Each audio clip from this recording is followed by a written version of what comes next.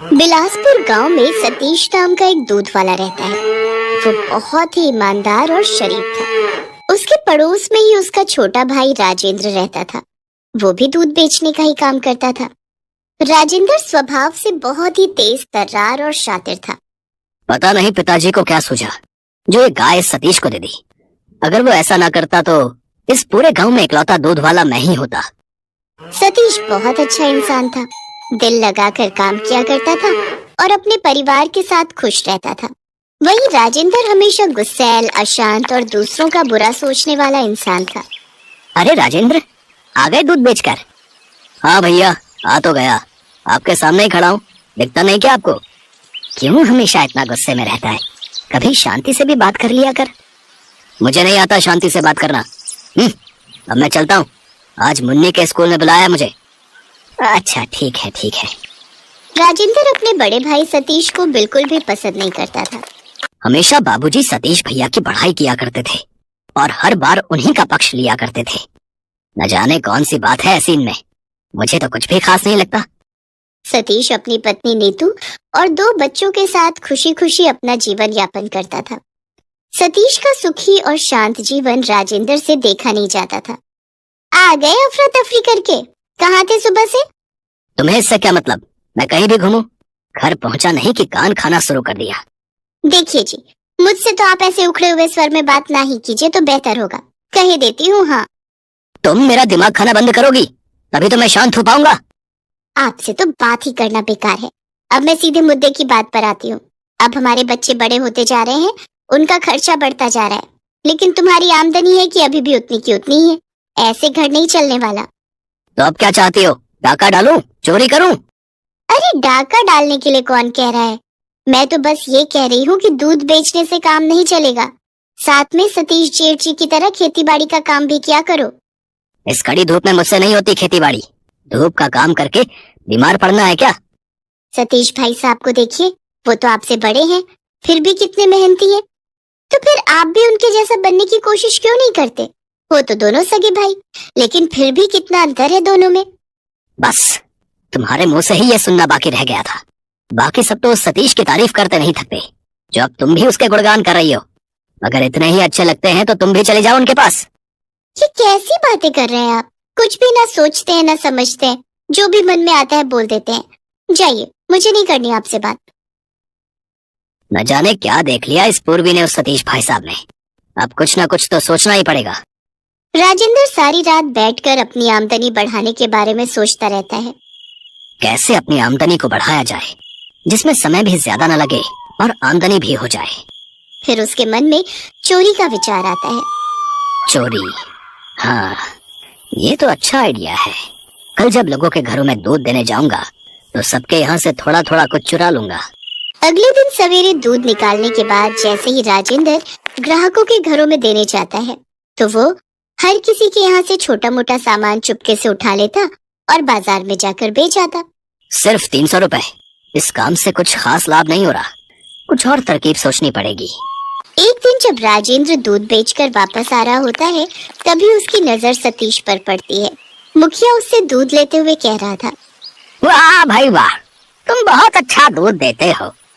मेरे घर में तो सभी तुम्हारे दूध की तारीफ करते हैं। जी, मिलावट वाला काम मेरे बस का नहीं, और न मिलावट करना मुझे पसंद है।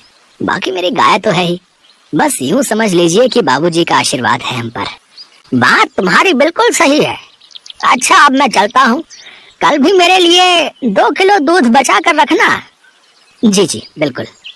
राजेंद्र चुपके से दोनों की बातें सुन रहा होता है। तभी उसके दिमाग में एक आइडिया आता है। वो खुशी खुशी घर जाता है और अगले दिन सवेरे तड़के उठकर वो सतीश के निकाले हुए दूध में मरा हुआ चूहा डाल देता है। मुखिया जैसे ही दूध लेने के लिए आता है तो दूध डालते वक्त उसके बर्तन में मरा हुआ चूहा आ जाता है। ये देखकर मुखिया बहुत गुस्सा होता है। सतीश, क्या है ये सब? कल ही मैं तुम्हारे दूध की तारीफ कर रहा था और आज उसमें ये सब क्या है? जी वो मैं कुछ नहीं जानता ये कहाँ से और कैसे इसमें आया। मैं तो सब ढक कर रखता हूँ। आज से मेरे यहाँ तेरे घर से दूध नहीं आएगा बिल्कुल भी। हाँ।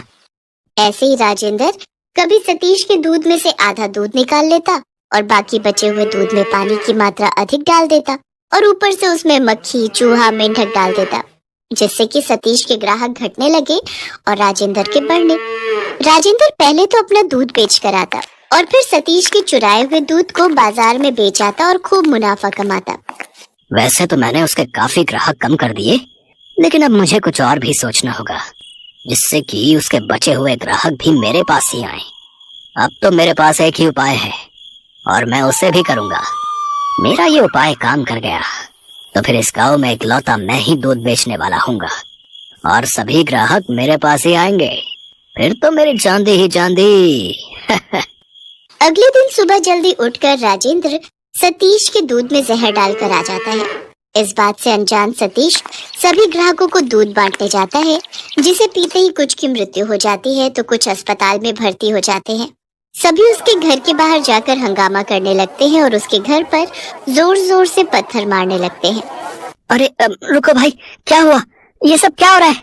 सतीश घर के बाहर जैसे ही आता है, सभी उसको पकड़कर मारने लगते हैं। कुछ देर में पुलिस भी वहां आ जाती है और वो सतीश को पकड़कर ले जाने लगती है। तभी सतीश की पत्नी नीतू और बच्चे जोर जोर से रोने लगते हैं। नीतू पुलिस से कहती है, रुक जाइए साहब, मेरे पति निर्दोष है, इन्होंने कुछ भी नहीं किया। लेकिन पुलिस उसकी एक नहीं सुनती और घर पर बैठे बैठे नीतू सारा दिन रोती रहती। एक दिन वो सोचती है, आखिर कौन है वो जिसे इनके जेल जाने से फायदा हो सकता है। तभी उसका ध्यान राजेंद्र पर जाता है और वो उस पर नजर रखनी शुरू कर देती है। अब गांव में इकलौता राजेंद्र ही दूध वाला था। उसकी अब खूब कमाई होने लगी थी। वाह वाह वाह, उस सतीश के जेल में रहने से मुझे कितना फायदा हो रहा है। मेरी कमाई दुगनी हो गई। अब तो राजेंद्र खूब खर्चा करता, जेब में खूब पैसे लेकर घूमता। अब बोलो पूर्वी, मैं उस सतीश से बेहतर हूँ कि नहीं? देखो देखो, अब कितनी कमाई हो रही है, हैं? अगर ऐसे ही कमाई होती रही ना तो कुछ दिनों में मैं हमारे लिए एक नया घर ले लूंगा, बड़ा वाला। हाँ जी, ये तो कमाल ही हो गया। आपकी कमाई तो अब खूब अच्छी हो रही है। अच्छा, मैं सोच रही थी कि पहले तो पैसों की तंगी की वजह से मैं मायके नहीं जा पाती थी, लेकिन क्या अब हो आऊं? हाँ हाँ, क्यों नहीं, जितने दिन रहना चाहती हो रहो, अब मैं बहुत खुश हूँ। अगले दिन पूर्वी नीतू के पास जाती है और उससे कहती है, भाभी, मैं कुछ दिनों के लिए मायके जा रही हूँ, क्या आप इन्हें खाना बनाकर दे देंगी? हाँ हाँ पूर्वी, क्यों नहीं, ये भी कोई कहने की बात है। रात को जब नीतू राजेंद्र के लिए खाना लेकर आती है तो देखती है कि राजेंद्र नशे की हालत में होता है। अरे भाभी, आप यहाँ? हाँ, खाना देने आई हूँ। रख दीजिए। वैसे एक बात पूछूं, आपको और बच्चों को सतीश भाई साहब की याद तो बड़ी आती होगी ना? अब आपको पता है उसको जेल किसने भेजा? मैंने। आपने? जी, बिल्कुल सही सुना आपने, मैंने। लेकिन क्यों? मैंने ही तो उसके दूध में जहर मिलाया था ताकि उसको जेल हो जाए और मुझको मुनाफा। इसके बाद नशे में धुत राजेंद्र बिस्तर पकड़कर सो जाता है।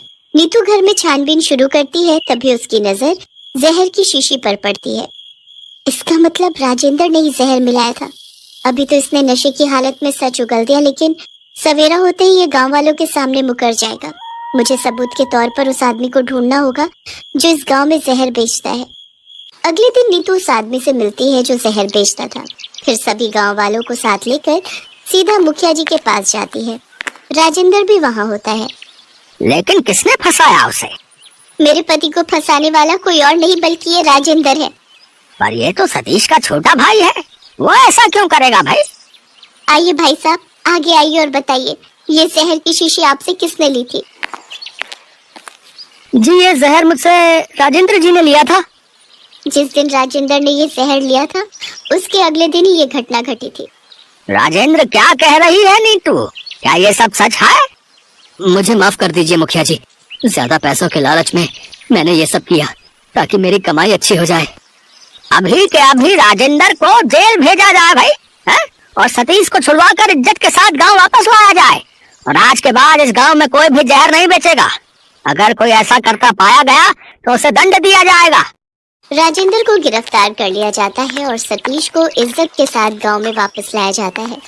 तभी गांव वाले सतीश से माफी मांगते हैं और वापस से सतीश से दूध लेना शुरू कर देते हैं।